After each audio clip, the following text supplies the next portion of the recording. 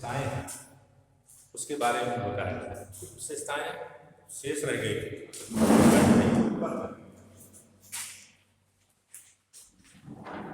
कुछ विशेषताएं शेष रह गई थी। वो विशेषताएं जो नई सीआरपीसी या 1973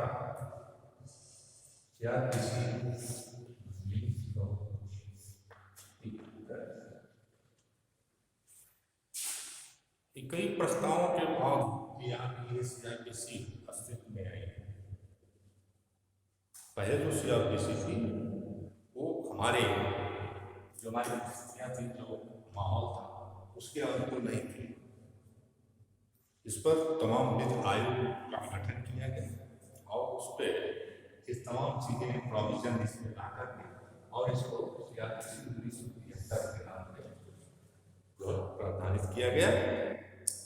तो कल हमने आपको विशेषताएं बताई थी। दो विशेषताएं शेष रह गई 2003। अब इस नई सीआरपीसी में जो मामले सेशन के द्वारा ट्रायल होते हैं, पुरानी सीआरपीसी में जो केस सेशन द्वारा ट्रायल होते थे उसकी एक जांच होती थी, प्री ट्रायल होता था। प्री ट्रायल कौन करता था? वो सीजीएम करता था कि अमुक मामला सेशन में भेजने लायक है कि नहीं भेजने लायक। ट्रायल डायरेक्ट नहीं जाता था। तो वो ट्रायल खत्म हो गया,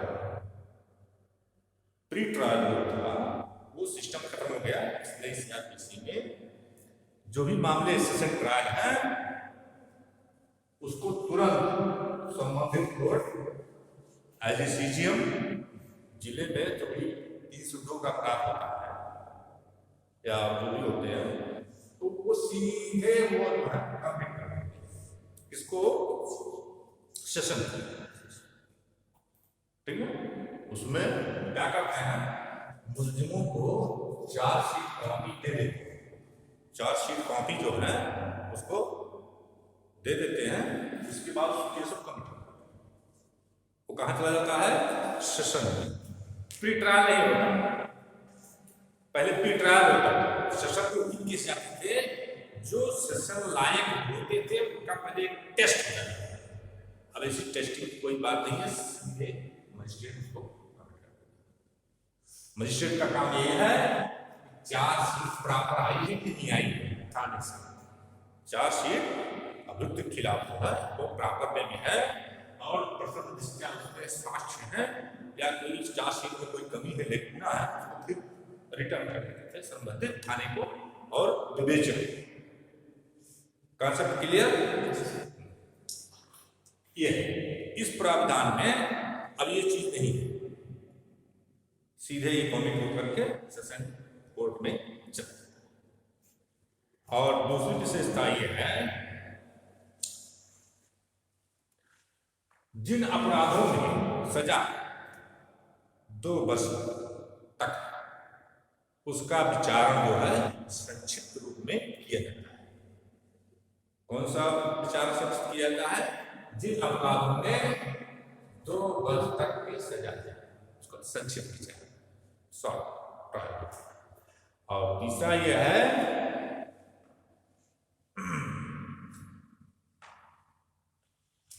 और 2 वर्ष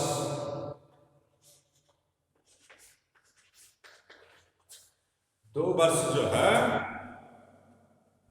तक के कारावास, 2 वर्ष तक के कारावास जो मामले होते हैं उनको सम्मन मामलों की तरह ट्रीट किया जाता है। ये 2 सब सारी विशेषताएं आज ये कंक्लूड हो गया है। सीआरपीसी में आप जब पढ़ेंगे उसकी विशेषताएं आपको टेक्स्ट बुक में मिल जाएंगी। हमने उसको पूरी तरह से प्रभावित कर दिया है, बता दिया है। तो ये आपकी सीआरपीसी, नई सीआरपीसी।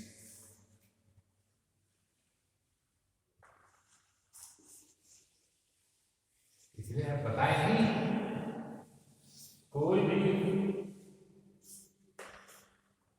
प्रक्रिया विधि, कोई भी विधि हो उसका उद्देश्य होता है ना।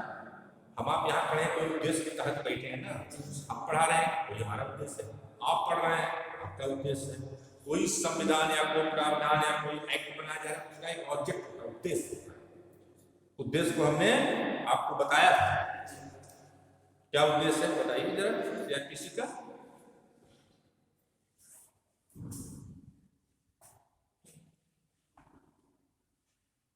कोई एक बता दीजिए, साधारण से साधारण उसका ऑब्जेक्ट बता दीजिए। देखिए जो मैं पढ़ाऊं उसको रिवीजन करके आए, ठीक ना। उद्देश्य हम फिर आपको रिपीट कर दे रहे हैं, जब बैक में हमको नहीं जाना चाहिए। वो उद्देश्य जानते हैं क्या है? किस नंबर 1, अभियुक्त का ट्रायल नेचुरल ऑफ जस्टिस के तहत होना चाहिए। क्या होना चाहिए? Natural of justice. अब ये नेचुरल ऑफ जस्टिस जो है बहुत ब्रॉड में है, उसको हमने बता दिया है, लेकिन हम बहुत ब्रॉड में नहीं जाएंगे क्योंकि हम पढ़ा चुका, ठीक। और दूसरा ये है कि अन्वेषण और विचारण यथासंभव विलंब को हटाने का प्रयास करना चाहिए। मतलब कि विवेचना में और मुकदमे का ट्रायल में, कोर्ट में समय को सीमित करना चाहिए, सीमित करने का प्रयास करना चाहिए। असीमित नहीं है कि चलता रहा मुकदमा। प्रक्रिया मतलब प्रक्रिया को बहुत संक्षिप्त में देना चाहिए, और इतनी संक्षिप्त भी ना होने दो कि किसी के साथ अन्याय। लेकिन अन्वेषण में, विवेचन में और ट्रायल में कम से कम समय लगे, इसका प्रयास होना चाहिए, उद्देश्य होना चाहिए प्रक्रिया का। दूसरा, तीसरा जो है सरल होना चाहिए, सुगम होना चाहिए और व्यवहारिक होना चाहिए। 3 चीजें होनी चाहिए, सरल, सुगम और व्यवहारिक। आप व्यवहारिक प्रक्रिया से कोई मतलब नहीं, सुगम नहीं है, किसी के पल्ले ही नहीं पड़ रहा क्या प्रक्रिया और क्या नहीं है, तो भी सही नहीं है। सरल होनी चाहिए, सबके समझ में आए क्या प्रक्रिया के कहा हो। क्योंकि प्रक्रिया जब कोई समझेगा तभी कोर्ट की केस की कार्रवाई आगे बढ़ेगी। ये सबके लिए, कोर्ट के लिए भी जरूरी है और एडवोकेट के लिए भी जरूरी है,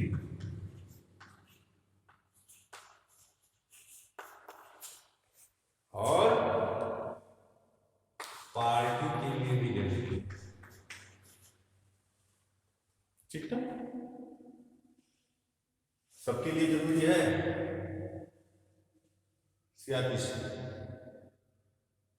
वो बात अलग है कि पार्टी इनके माध्यम से है,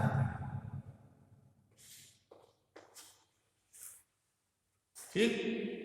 मान लीजिए आपकी पार्टी है, प्रिजम्पशन तो होता है कि अल्लाह सबको जानकारी है, लेकिन व्यवहारिक में ये स्थिति नहीं होती है, लाख जानकारी सबको नहीं होती है।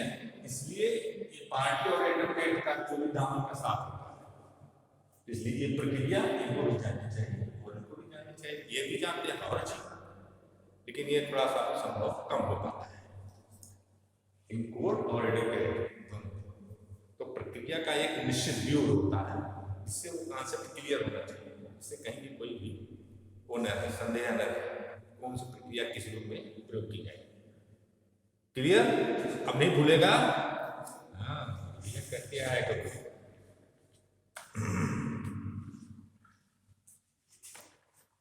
अब आज हम कर रहे हैं वो ऑफेंस, वो क्राइम जो जमानतीय हैं, पहले बोले आप एज ए प्रैक्टिस में गए, आपके पास कोई मामला आया, कोई FIR आई, कोई मामला आया कि सर ये हमारे खिलाफ जो है ये फायदा बात हो गई है, आराम हो गई है, तो आप कैसे जानेंगे? पहला काम क्या होगा कोर्ट में, जो पार्टी आपके पास आई है पहले क्या डिमांड करती है, क्या डिमांड करती है कि भैया मेरी जमानत कराओ। क्या कराओ? जमानत, नहीं तो हम जेल चले जाएंगे। तो बेल एक होता है जमानत, ये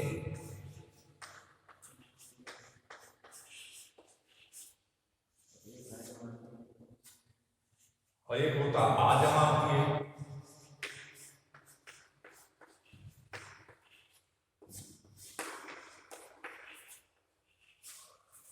ठीक, अगर जो सेक्शन उसके खिलाफ लगाए गए हैं या लॉन्च की है, अब उसके खिलाफ जो भी सेक्शन सभी धाराएं लगाए गए हैं वो जमानतीय हैं। इसका उल्लेख कहाँ मिलेगा? इसका उल्लेख प्रथम अनुसूची में मिलेगा। कहाँ मिलेगा? सीआरपीसी के लास्ट में धारा 484 के बाद आपको अनुसूची मिलेगी। नोट करिए, प्रथम अनुसूची।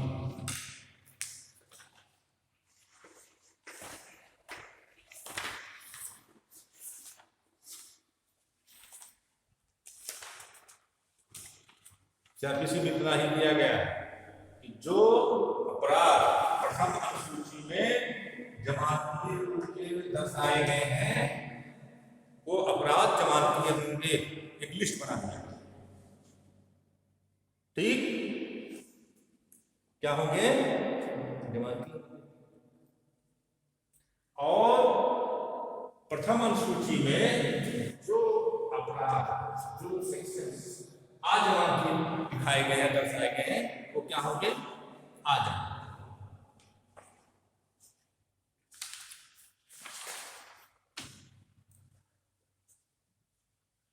प्रथम अनुसूची अभी आप लोग ने देखा नहीं होगा।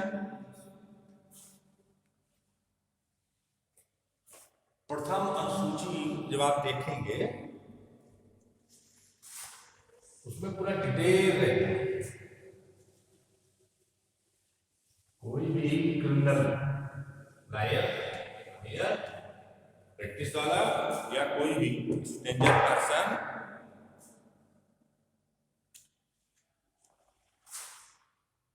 ये अपराध है क्या?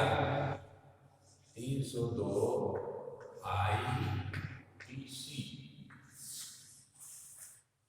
जनरल सभी लोग जानते हैं, लेकिन मान लीजिए आप नए हैं, एकदम नए हैं, कचहरी पहले दिन गए, अब 302 है, ये तो जानते हैं आप 302 क्या है, लेकिन अभी क्या है, अवेलेबल है कि नॉन अवेलेबल है, कार्रवाई कहाँ है, कैसे है, क्या है, तो आप क्या जानेंगे?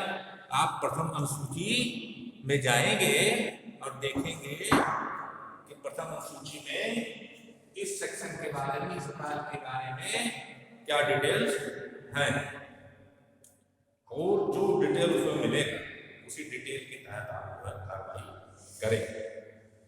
ठीक ना? तो पहला कालम होता है अनुसूची का धारा। क्या होता है?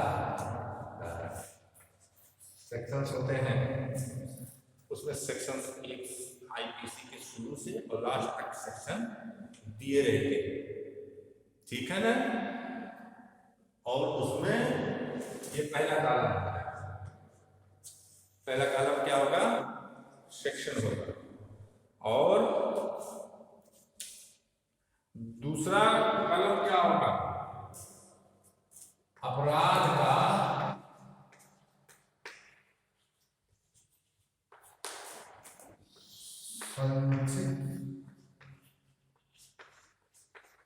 विवरण होगा। ठीक, ये सेक्शन हो गया और उस अपराध का संक्षिप्त विवरण होगा कि किस तरह का अपराध में कौन सा सेक्शन लगा है। ठीक ना? का ने खा की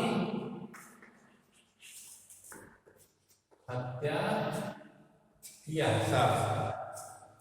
तो ये जब आप जाएंगे ये धारा में तो 2 लिखा रहेगा और अपराध का संक्षिप्त विवरण दिया रहेगा कि वो संक्षिप्त विवरण कौन सा है जिससे ये सेक्शन मेक आउट होता है, बनता है, उसका बनता है।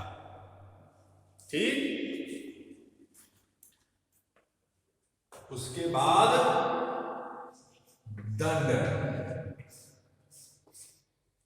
ये हो गया, ये हो गया। उसके बाद इस अपराध के तहत संक्षिप्त विवरण के तहत दंड कितना मिलेगा, कितना मिलेगा दंड, इसका विवरण अनुसूची में होगा, सारणी आपको मिलेगा। और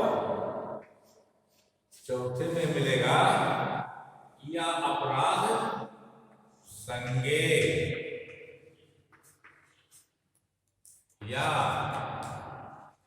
असंज्ञेय,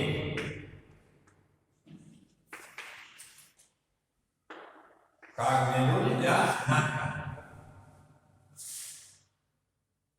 इसका विवरण कि अपराध संबंधित अपराध अगर संज्ञेय है या असंज्ञेय है, इसका भी एक कानून मिलेगा। और 5वां कानून क्या होगा कि अपराध जमानतीय है या अजमानतीय है। ठीक, 5वें कॉलम में संबंधित जो अपराध है वो जमानतीय अजमानतीय ये सूची में आपको मिल जाएगा। क्लियर। और छठे कॉलम में क्या मिलेगा कि किस कोर्ट के द्वारा ये विचारणीय है, किस कोर्ट के द्वारा ये विचारणीय है। जैसे 302 है, ये किसके द्वारा ट्रायल होगा, सेशन कोर्ट के द्वारा, डीजे और एडीजे के ही कोर्ट में इसका ट्रायल होगा। ये 6वें कॉलम में मिलेगा, trial by session court, magistrate court, first class magistrate, second class magistrate, any magistrate. ठीक, अब आप सारे कॉलम समझ गए ना। सीआरपीसी के लास्ट में सेक्शन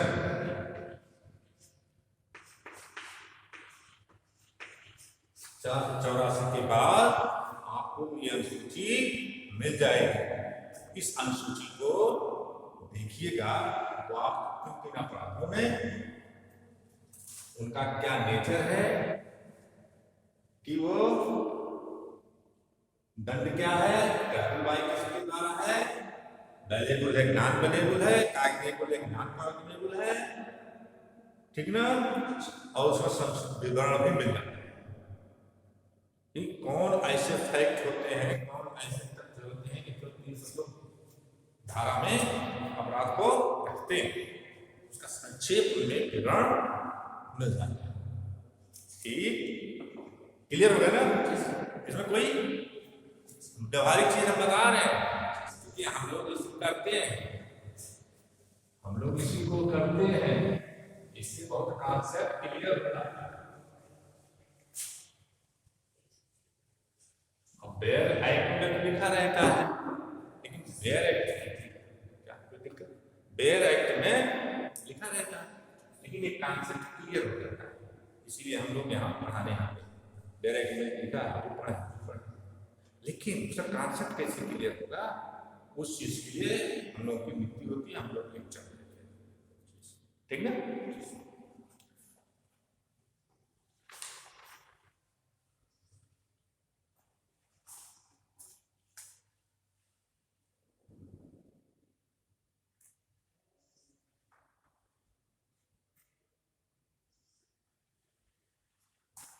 अब दूसरा मामला आता है संज्ञेय।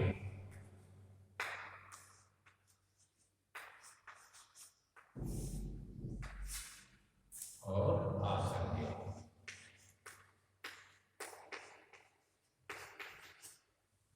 कार्निवल नान संज्ञेय अपराध वो है जिसमें पुलिस बिना वारंट के गिरफ्तार कर सकती है। संज्ञेय माने गंभीर, असंज्ञेय कम गंभीर। असंज्ञेय मामले में जब तक कोई आदेश नहीं होगा, कोर्ट का आदेश नहीं होगा, तब तक पुलिस उस व्यक्ति को गिरफ्तार नहीं। ठीक,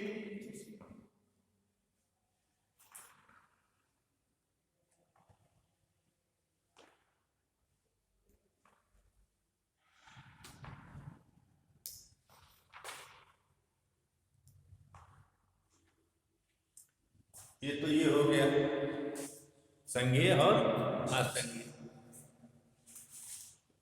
मान लीजिए कोई एक्ट दूसरा IPC या उसमें इतर है, कोई एक्ट दूसरा है, एक्ट तमाम होते हैं, कोर्ट का एक्ट तमाम होते हैं, और उसमें वो ऑफेंस वेलेबल है कि नॉन वेलेबल है,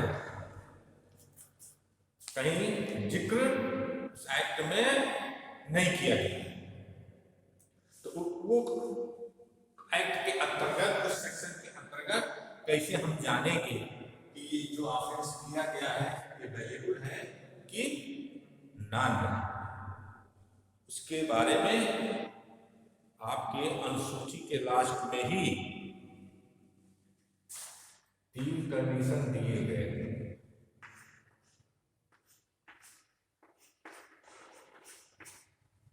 इसी एक्ट में स्पष्ट रूप से ये प्रावधान नहीं किया गया है कि अमुक अपराध वेलेबल है, नॉन वेलेबल है, संज्ञेय है क्या संज्ञेय है, जो भी है, अगर इस चीज का अभाव है उस एक्ट में तो CRPC उसको गवर्न करती है इन 3 प्रावधानों का। वो 3 प्रावधान कौन से?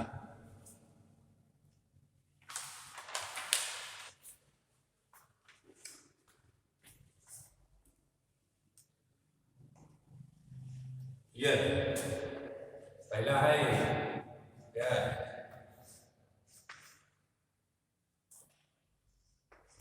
मृत्यु, आजीवन कारावास, जीवन कारावास,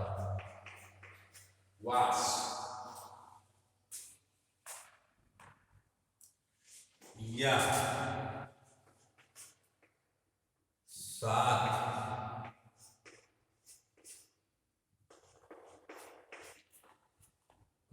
वर्ष से अधिक।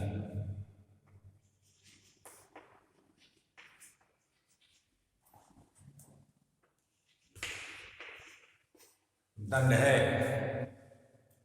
उसमें, तो ये मामला क्या हो जाएगा? ये मामला ऑटोमेटिक संज्ञेय हो जाएगा, प्राथमिक हो जाएगा। क्या हो जाएगा? और आजमानी हो जाएगा, ऑटोमेटिक। जज का उस एक्ट में प्रावधान न दिया गया हो तो इस चीज से गौण हो जाएगा। और ट्रायल बाय सेशन कोर्ट, विचारण जो होगा सेशन कोर्ट में होगा। ठीक, क्लियर? अगर किसी एक्ट में ये दंड है तो ऑटोमेटिक वो संज्ञेय हो जाएगा, नॉन वेलेबल हो जाएगा, और ट्रायल बाय सेशन कोर्ट। ठीक, क्लियर? अगर एक्ट में नहीं दिया गया है, इस अनुसूची के नहीं दिया गया या उस एक्ट में नहीं दिया गया है, तो ये चीज दौड़ दो। ठीक, कहां तक क्लियर? कोई दिक्कत? कोई परेशानी नहीं। दूसरा क्या है,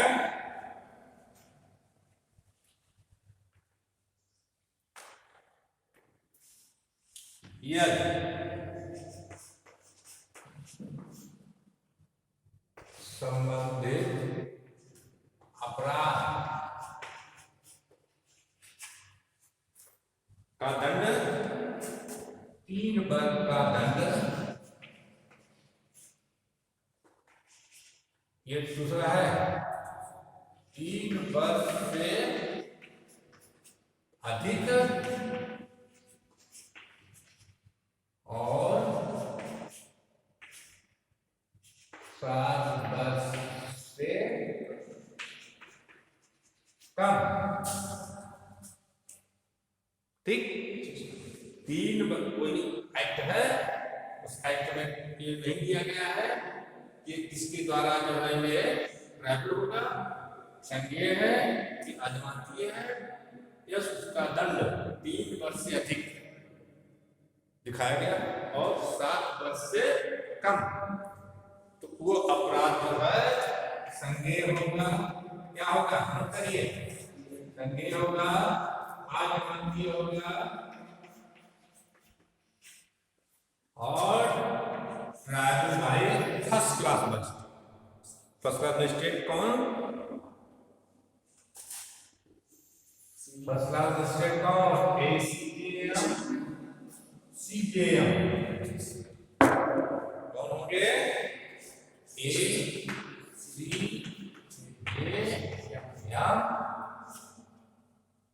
और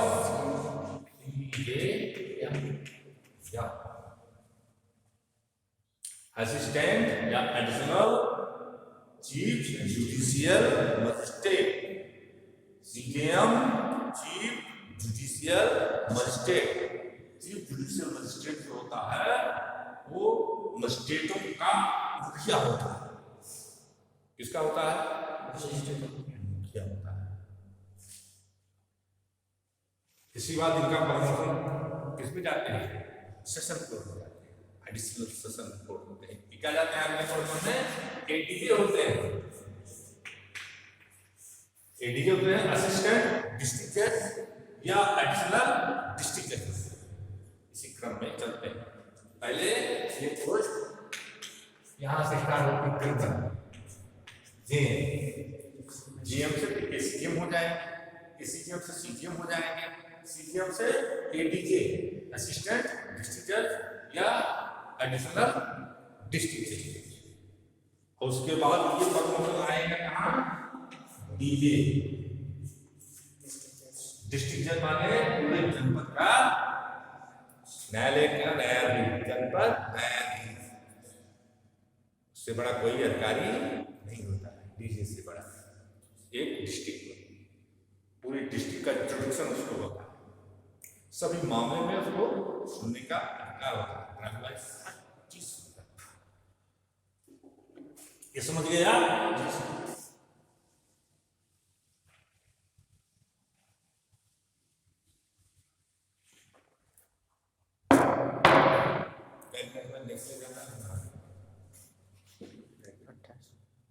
बंद